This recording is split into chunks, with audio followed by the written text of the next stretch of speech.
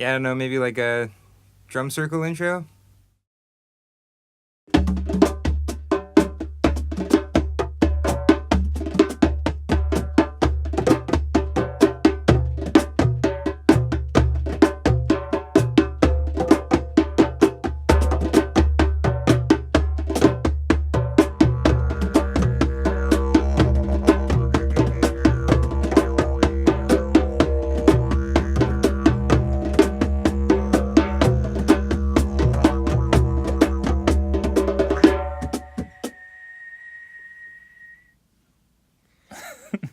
All right. Did you ever consider dynamic... Easy, sorry, I got ahead of myself. Right.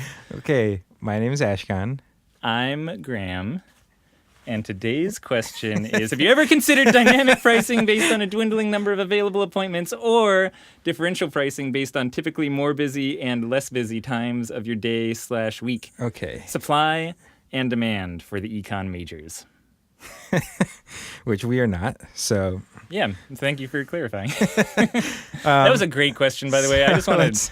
Let's maybe... Everyone else should also send great questions along. You should just... So the question Really is, good have we question. ever considered pricing the changes based on... Anything, like just pricing Yeah. the time of day or supply, like how many appointments are Yeah. available that day. Yeah. That'd be like an airline kind of model. Yeah, I guess kind of airlines are like who knows what the hell airlines are doing, but something like that, some sort of mix of those two I things. think I have my finger pretty tightly on the pulse They're like of airline crazy industry there. algorithms that they use to set their airline ticket pricing. I'm who they come to when they need help. Yeah, it's an interesting... So we haven't. No. Well, kind of. Oh, never mind. Yes. And yes, absolutely. Have to be a fool not to, in fact. So we do. I mean, we run longer floats at night for the same amount of money. And they used to be more money. There used to be more, but still, like the cost per like minute of float time went down in the middle of the night. So you could kind of call it a like happy hour floater. You know what I mean? Like we were doing cheaper floats in the middle of the night Per minute. as you know, like very much because it was the middle of the night. Yeah, and so a little background is we only offer floating at our place. We do two different lengths of services. We have 90-minute floats and we have 2.5-hour late-night floats. Yeah. And 90-minute floats are the bulk of what we run. We run them, we're a 24-hour shop, so starting at 7 a.m. we run 90-minute floats up until 11 p.m., at which point we switch to 2.5-hour late-night floats. So then we run from 11 till 1:30 and from 2 till 4:30. Yeah. And so that's just kind of, again, to give you a little breakdown, the float-on offerings that we have. And so you could kind of, what Ashkahn's saying is you could kind of call that 2.5-hour late-night float like changing your price and length of float and making it a better deal because it's in the middle of the night. Which is, I mean, basically the question is there like, is there a benefit to like financially incentivizing time of day, or, you know, as capacity fills up? My gut feeling is that basing it off of capacity, like live, like prices adjusting as appointments get booked, sounds a little like a little like too sophisticated maybe for exactly what we need. Because at the end of the day, our schedule can be relatively predictable. Like we know weekends are more popular, we know evenings are more popular, we know really early mornings are less popular. Like Here in Portland, which is a very light-rising town, for example. yeah, you know, it's not like there's so much fluctuation to the point that I would almost even want to add that level of complexity to my business, or that level of complexity to what my customers are thinking when they're trying to book floats, that there's this like variable cost based off of capacity thing going on. That's very much my thought with this too, is I really try to steer away from any complexity in pricing. And so adding on, especially something where it's like every day the prices could be different depending on how that day specifically is filled, just sounds like a lot to ask your customers to absorb. Yeah. And even like we have to fly around the country and the world for different things that we do. We're very important. We fly all over the place. But honestly, it's such a burden. Like I understand why you would want to hire a travel agent, because just taking the time to compare all these different prices and they change day by day and you're like, well, should I wait another week to buy it? Or like there's a lot of effort that goes into doing an airline flight. Because we need airlines to travel across the country, we kind of put up with it. So I worry because people don't really need floats, that the more you complicate things with changing prices every single day, or even if they're fixed, but they never know. They have to like look at your menu in order to figure out whether Tuesday is $55 or $75. Just sounds, it's, we only have so much cognitive capacity. It takes a lot of energy to think. We're like a lazy culture, it just sounds hard for I'm not sure we have a sophisticated enough business or business Plus, model. I don't even know how you do it. I don't know the software that would run that. Like, assuming you could get a piece of software that did that, right? Like, it just sounds to me like a little too much sophistication for the problem, which is, hey, we should try to fill unfilled appointments. So I do have a favorite solution that I've seen to this, which is along that vein. Yeah. Which is just not putting it on your main menu as an option. Even if you're planning on offering it, let's say for like a year as a trial to do cheaper 7 a.m. floats or cheaper 1 p.m. floats or something like that. And instead you're choosing a group from your mailing list, so or we're past the idea of capacity-based. You're just talking about time-based. Yeah, so past capacity-based, just going on to the idea of filling up your slower times in a float center with some cheaper floats. Because I will say, like, before we get into the details, I will say, like, that idea to me sounds more in line with both, like, the reality of running a float center and, like, I think there's some appealing aspects to it.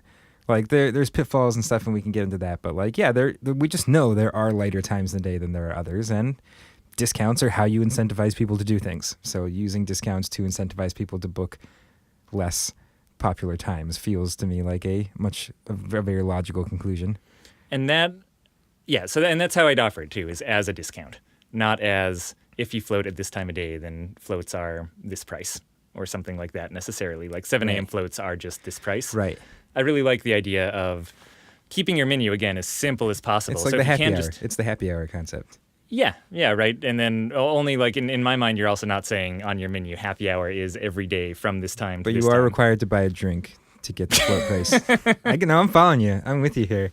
Really, because based on what you're saying, it really seems you like can't take the floats to go. Like, I got a separate conversation that I'm having. Right, but like, so you can email select groups, though. You can make offers to even just whole new people, like first timers on weekdays, get a cheaper option and make that available for a set amount of time. And maybe after running these experiments for months or a year or something, you settle on one kind of amount of time and one group of people or something like that works well, and then you can turn it into more of an ongoing policy. But I would really be hesitant, especially as a new center opening up, but even as an existing center, kind of making changes to my menu, to launch right into on the menu saying these times are cheaper. Yeah. Basically, like, Monday through Friday, 1 to 5 p.m., that we're just going to offer cheaper floats during that time because our weekdays during the days are less booked, right?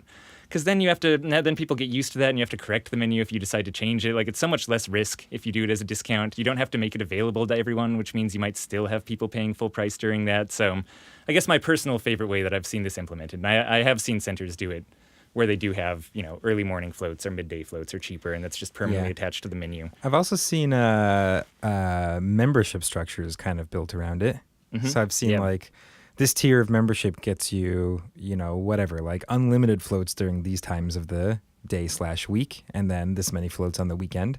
Or like, to pay, you can use these floats, a membership that only lets you use your floats during those non-busy times. And then there's a higher paid tier where you have the same amount of floats, but you can book them whenever.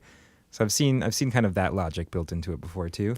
Yeah, which is interesting as well. I don't know. I mean, we've never played with any of those ourselves, so it's kind of interesting. Like, the closest we've come is we're just now probably about to launch some select mailers with discounts out to people for 7 a.m. floats. And that's kind of like, we haven't really done times of day that are our regular lengths of float that are discounted ever as float on. It really just it's amazing how complex discounts can get right away. Like, as soon as you start offering all these different pricing options, then other discounts start like combining in with it. And all of a sudden, like, the complexity of booking an appointment goes from just choosing a time that works for your schedule to all of a sudden having like all these choices to make and trying to figure out what the best deal is and balancing that against something else. And choice paralysis is real. Like, if you give someone too many options, even if they were excited about one or two of those options to begin with, they will not choose any of them. And they're trying to book with friends sometimes, so like then someone has to go back to their friend and be like, okay, so here's the deal. Like, we could book at this time and it'd be like cheaper. We could do this, like it just it can add friction to the system. Not that should deter you from like doing anything ever or having any more than one price. But it's like the burden that comes with every discount or incentive or marketing plan that you do. You always have to think of the fact that you're adding one more like layer of complexity to your pricing. Yep. So again, I think I like the just list pricing everything at the same regular price, regardless of time of day of week. Yeah. And then depending on what you're filling up and when your customers are coming in, choosing groups or your entire mailing list or whatever it is, and doing more select offers during your slow times to see how those work. It's a nice way of testing things too. Like if you choose a group of people and you're like, hey, okay, let me just reach out to this specific group of people and see if I can offer them like cheaper, early afternoon floats or something, then you don't have to like, it might fail horribly. You might realize that the price you were thinking of offering, it's not enough to like motivate people to change their schedule around or to come at a time that's like not as convenient for them. And great, now you can just sweep it under the rug and you don't have to like change your pricing and do all sorts of crazy stuff like that. And now your customer base that just had to get used to your new crazy pricing with all these options now has to get used to a whole new menu if you go that route and make it permanent. So yeah, the impermanent discount schedule, especially again for dipping your toes in the water and testing this out, is in my mind the sanest way to do it. Like Ashkahn said, you can just wipe the slate clean if anything goes wrong. So that would be my personal advice, kind of launching into this idea if you do want to test it out.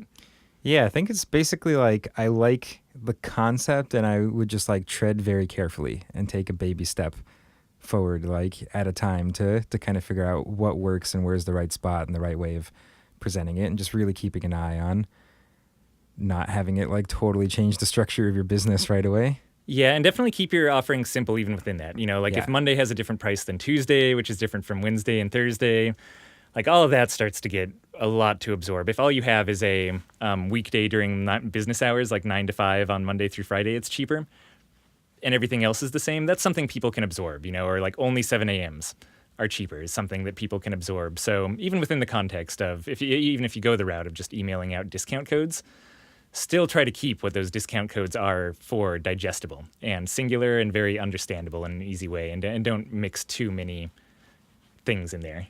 Yeah, and it really is like, I think when you have so many deals going on, I think it can just be exhausting for customers to always feel like they have to, you when something like that is happening and I'm trying to buy something, I almost feel like a responsibility to try to make sure I get the best deal I can.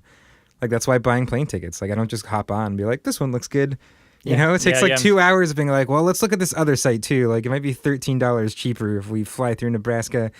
Like it just becomes this like our brains just kick into strategy mode or something and force us to do like there's something just nice about being like, this is the price, I'm just gonna pay it. I don't have to think about it anymore. Like you just kind of know you want to go in for a float and that's what the deal is. As a side note, it's also why one of the reasons I don't like discounts in general. Is it feels like you're that same game happens in people's heads where they don't know whether they should wait an extra week because you might launch a discount or should they wait around for the next Groupon to come out. And if you're training your customers to just expect a single full price or getting a membership, then they don't go through any of that. And they're like, oh, should I get a float there? Oh, wait, no, there's not. Just should I wait for a discount? There's not a discount coming. I should just go ahead and buy the float or get a membership. It's such a clean thing to embed in people's heads. So just, this is a form of that same thing of discount, but the lessons apply to any discount out there that you're offering. Yeah, so good luck. I mean, it doesn't... Don't let us deter you, too. Don't let us deter you. It doesn't sound crazy. Like again, like different pricing for different times of day or busier and less times, to me sounds like a kind of justifiable way to think about like your pricing model. And there are float centers out there for sure doing it. I don't personally know exactly how it's going for them, unfortunately, or I'd give you some more data, but it's they've been running it for over a year or two. There are people who seem to be enjoying that structure, so you're also not going in just untrodden territory. Yeah, and it's true, and our 7 a.m.s really don't have as many people as things like 7 p.m. So we'll see how that goes. It would be nice to fill empty tanks with things like that. Yeah. And if you have any more questions, go to floattanksolutions.com/podcast. And we'll see them. If you type stuff in there, we will see it. Every letter you type in there, if you hit submit, we will see it. We will see it. We'll see it. And we'll read it aloud to other people. Yeah. All right. I think that's it. Yeah, I think we're done. All right, have a good one. Yeah, good work, everybody. Yeah, see you later. Call it a wrap. Call it a wrap.